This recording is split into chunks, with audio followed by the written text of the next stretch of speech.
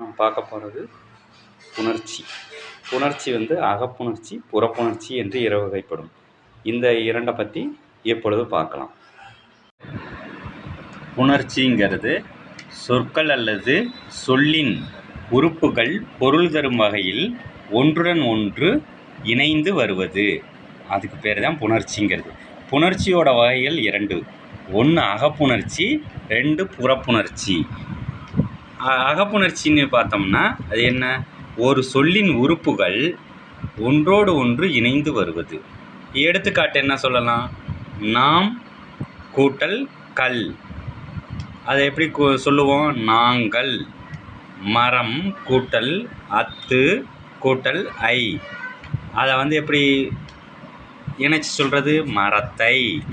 புறப்புணர்ச்சின்னா என்னென்னா, இரண்டு அல்லது பல சொற்கள் ஒன்றோடு ஒன்று இணைந்து சொற்றொடராகவோ அல்லது வாக்கியமாகவோ வருவது.